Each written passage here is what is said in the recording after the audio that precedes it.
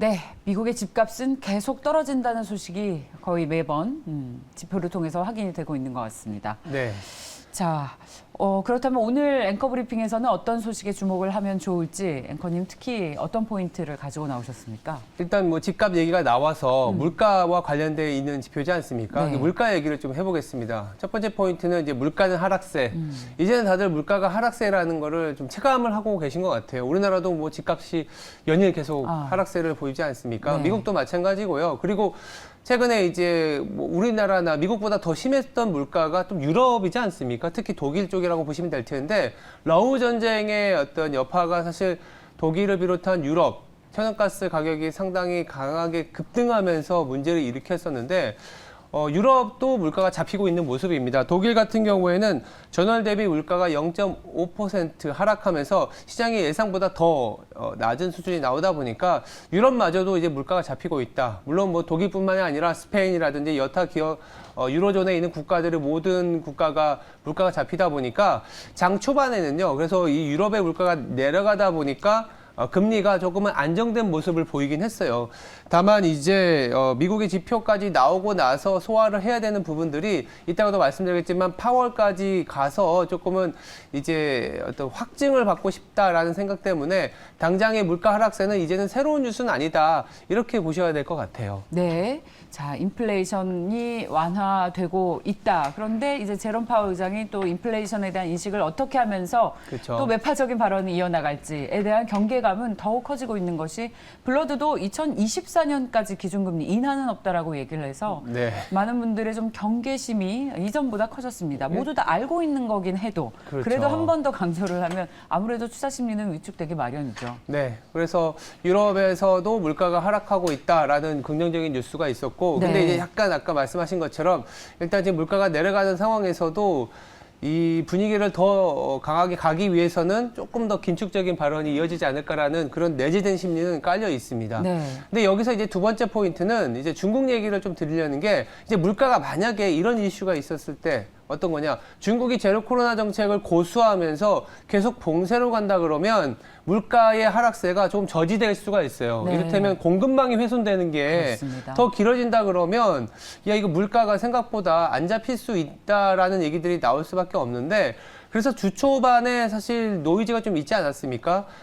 백지 시위는 뭐 아직도 더 되긴 하겠지만 제로 코로나 정책이 더 강하게 간다면 이거는 중국발 인플레이션, 즉 수요가 아니라 공급단의 이슈가 더 커지는 거 아니냐라는 이슈가 있었는데 이 부분들이 당장 해결이 되는 건 아니지만 전일 우리나라 시각으로 4시에 중국에서 이제 기재맥인이 있지 않았습니까? 리오프닝으로 가는 가이드라인이 제시가 됐어요. 물론 우리나라 시장이 어제 급등을 했고 관련주들은 화장품을 비롯해서 중국 수요와 관련된 주가들이 상당히 좋았지만 4시 이후에는 좀 하락세를 보였습니다. 시장이 기대했었던 제로 코로나 정책 전면 폐기가 아니라 백신 접종을 늘리겠다. 노인 60세 이상 노인을 상대로 빠르게 접종률을 올려서 리오프닝으로의 어떤 길을 가겠다. 이 정도의 어떤 어떻게 보면 예상 가능한 수준이었는데 시장에서는 그리고 미국 시장에서는 그래도 괜찮았습니다. 원달러 환율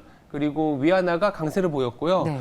미국에 상장된 우리나라 이제 MSCI 코리아를 추종하는 ETF죠. EWY도 한 2% 이상 급등을 한 상태이기 때문에 네. 뭐 뒤늦게 반영을 한 것 같긴 하지만 어쨌든 중국에 대한 시각은 이거 같아요. 당장 리오프닝을 가는 건 아니지만 백신을 통해서 접종률 높이는 그런 가이드라인을 제시했다라는 정도. 리오프닝이 그래도 가는구나라는 정도만 좀 보시면 될 것 같습니다. 맞습니다. 시장 기대치가 어느 정도였는지는 모르겠지만 중국의 방역 당국에서 이 점차 제로 코로나 완화 정책을 펼치는 것에 대한 기대감에는 좀 못 미쳤다라는 해석도 나오고 있는 것이 IMF에서 이런 얘기를 했어요. 중국에서 제로 코로나 정책을 보정해야 한다. 지금 같은 상황으로서는 안 된다라는 이야기를 한 만큼 전 세계에 고민이 좀 있는 것 같습니다. 중국이 여기서 사실 수요적인 역할을 기대도 하긴 하지만 공급 체인이 아직은 있거든요. 맞습니다. 우리나라도 사실 그렇죠. 미국으로의 수출 비중이 늘어나는 것도 사실이지만 지금 현재 수준으로만 놓고 본다면 중국으로의 수출이 또 1등이기 때문에 그렇습니다. 20%가 넘거든요. 그래서 중국을 수출해서 그래도 미국으로 가는 물량이 만만치가 않습니다. 그래서 이 부분들이 꼬여버리면 그나마 잡혀 있는 물가가 다시 이제 앙등을 할 수 있기 때문에 맞습니다. 이 부분이 굉장히 좀 아킬레스건이 되지 않을까 했는데 그래도 리오프닝으로 가는 길을 제시했다 정도만 해석하면 될 것 같고 결국 유럽에서의 물가 하락, 중국도 뭔가 해결의 기미가 보인다라는 긍정적인 뉴스가 있음에도 불구하고 미국 증시는 좀 약보합으로 마감을 한 이유는 초반에도 말씀드렸지만 결국 파월의 입을 주목을 해야 된다라는 점에 시장은 관망세를 보였습니다. 그래서 세 번째 포인트는 결국 파월이라는 얘기를 드리는데 우리나라 시각으로는 내일 새벽 3시 정도 그러니까 아마 미국도 장이 열리고 한참이나 있어야 파월의 연설이 나올 텐데요.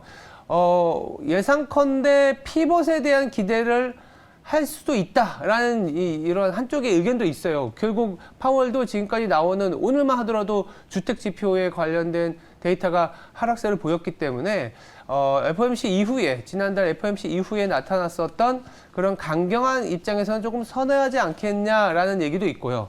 또 한편으로는 아니다. 연준 내에서의 노이즈나 연준 내에서의 피벗은 놔두되 파월 연준 의장 자체는 아직은 좀 경계심을 더 갖고 가야 물가가 더 잡힐 수 있다. 이런 의견들이 좀 팽팽한 상황이에요. 맞아요. 그러니까 이제 시장도 굉장한 상승도 굉장한 하락도 아닌 약보합에서의 관망세인데 아마도 우리 시각으로는 내일 아침에는 확인이 되겠죠. 네. 그래서 그 이후에 좀 방향성을 타진하지 않겠냐라는 게 대부분의 생각이라고 보시면 될 것 같습니다. 그렇습니다. 여러분께서는 푹 주무시다가 네. 아침에 6시에 TV를 딱 켜시면 저희가 파월 연준 의장의 발언을 해석해 드리니까 걱정 네. 안 하셔도 되고 저희의 고민은 이겁니다. 이 파월도 그렇고 중국 이슈도 그렇고 이걸 진짜 호재 혹은 악재 어떻게 해석을 해야 할지에 대한 고민인데 이런 부분들을 담아서 오늘 저희 코너 준비했습니다. 자, 지금까지 앵커 브리핑이었습니다.